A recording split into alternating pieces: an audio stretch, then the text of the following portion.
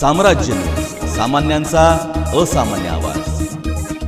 2024च्या विधानसभा निवडणुकीत परळीसह संपूर्ण महाराष्ट्रात उमेदवार उभे करणार छत्रपती संभाजीराजेंची मोठी घोषणा। 2024च्या विधानसभा निवडणुकीत स्वराज्य पक्ष परळीसह संपूर्ण महाराष्ट्रात उमेदवार उभा करणार असल्याची घोषणा छत्रपती संभाजीराजेंनी केली आहे। बीडच्या परळी शहरात आयोजित एका कार्यक्रमादरम्यान माध्यमांशी बोलताना त्यांनी ही प्रतिक्रिया दिली आहे। 2024 मध्ये स्वराज्य पक्ष हा कुठल्याही परिस्थितीत राजकारणात येणार असून प्रत्येक ठिकाणी उमेदवार उभा करणार आहेत। सुसंस्कृत महाराष्ट्रासाठी स्वराज्य पक्ष कटिबद्ध असल्याचं संभाजीराजे यांनी म्हटले। तसेच मला देखील परळीतील दहशतीबद्दल ऐकून धक्का बसला असं म्हणत संभाजीराजेंनी अप्रत्यक्षरित्या धनंजय मुंडेंना लक्ष्य केले। मुंडेच्या परळीमध्ये माधवराव जाधव यांच्या मित्रमंडळ कार्यालयाच्या उद्घाटनासाठी संभाजीराजे आले होते। या दरम्यान त्यांनी सरकारवर देखील सडकून टीका केली। 2024ला कुठल्याही परिस्थितीत स्वराज्य हे राजकारणात येणार आहे।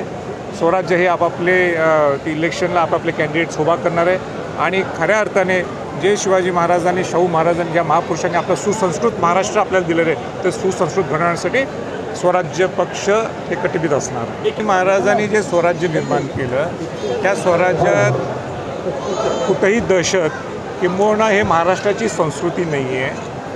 जे शिवाजी महाराज असतील, राजर्षी शाहू महाराज असतील, महात्मा फुले असतील, डॉक्टर बाबासाहेब आंबेडकर असतील, या महापुरुषांचं महाराष्ट्र आहे। आपल्याकडं संत तुकाराम तुकडोजी महाराज असतील, तुकाराम महाराज असतील, हे महासंतांचं महाराष्ट्र आहे आणि हा महाराष्ट्र सुसंस्कृत राहावा याच्यासाठी माझा नेहमी प्रयत्न असतो।